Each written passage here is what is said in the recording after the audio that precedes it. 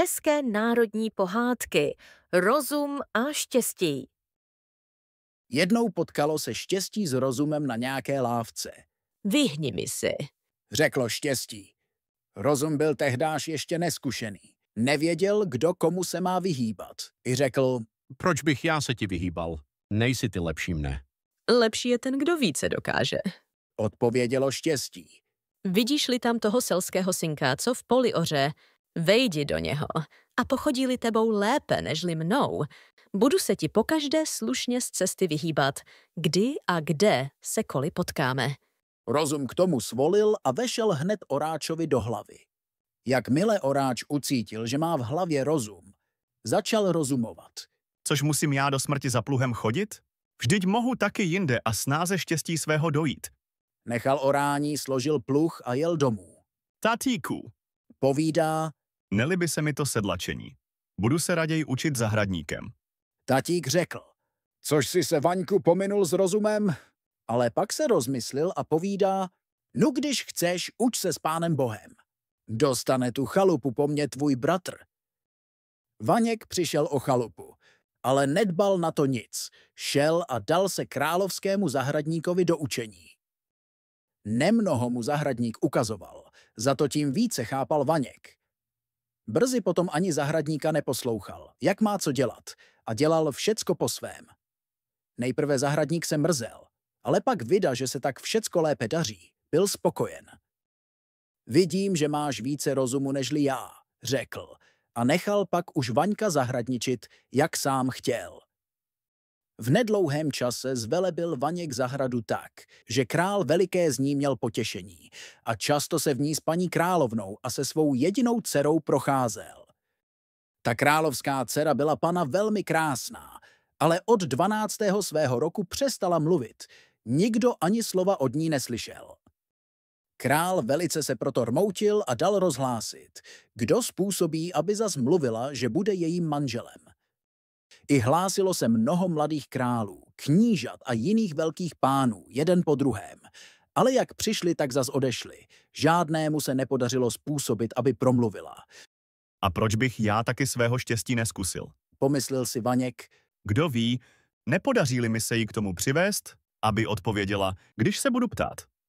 i dal se hned u krále opovědít a král se svými radami dovedl ho do pokoje, kde dcera jeho zůstávala. Ta dcera měla pěkného psíčka a měla jej velmi ráda, protože byl velmi čiperný. Všemu porozuměl, co chtěla mít.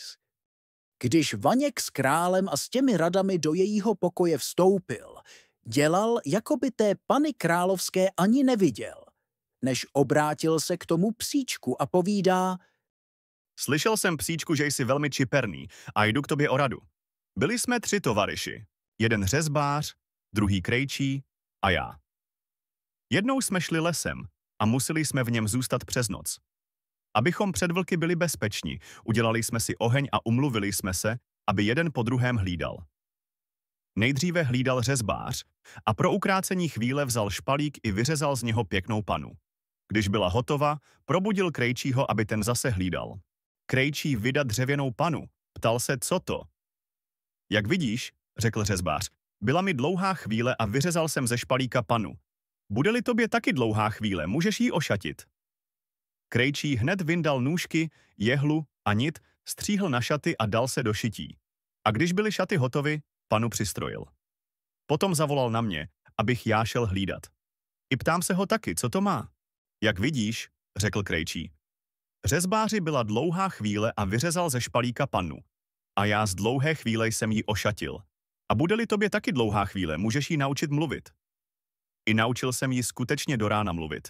Ale ráno, když se moji tovaryši probudili, chtěl každý tu panu mít. Řezbář povídá, já ji udělal. Krejčí, já ji ošatil. A já jsem si taky svého práva hájil. Pověz mi tedy, psíčku, komu z nás ta pana náleží? Psíček mlčel, ale místo psíčka odpověděla dcera královská. Komu by jinému náležela než tobě? Co do řezbářovi pany bez života? Co do krejčová ošacení bez řeči? Ty jsi dal nejlepší dar, život a řeč, a proto právem tobě náleží. Sama o sebe rozhodla. I tobě dal já zase řeč a nový život, a proto mi taky právem náležíš.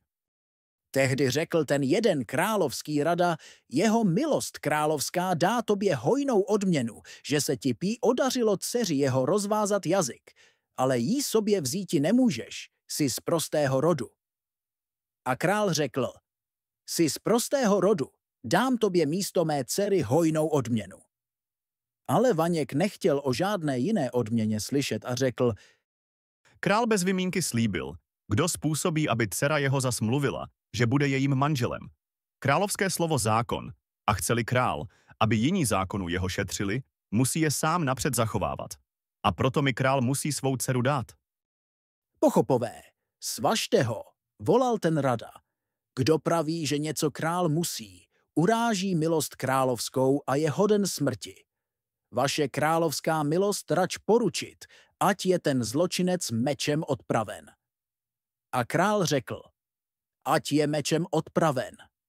I hned Vaňka svázali a vedli na popravu. Když přišli na místo popravní, už tam na ně štěstí čekalo. I řeklo tajně k rozumu, Hle, jak ten člověk tebou pochodil, až má přijít o hlavu. Ustup, ať já vejdu na tvé místo.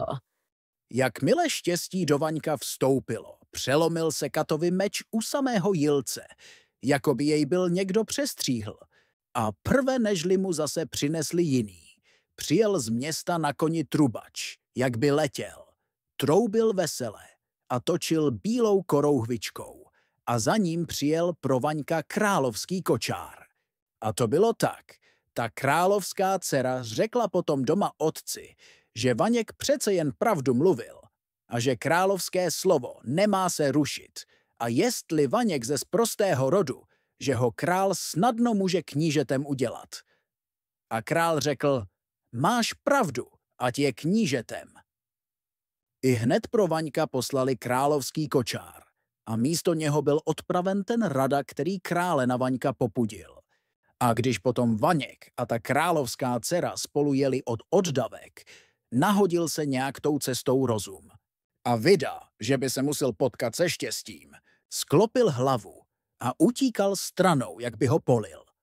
A od té doby prý rozum, kdykoliv se má potkat se štěstím, zdaleka se mu vyhýbá.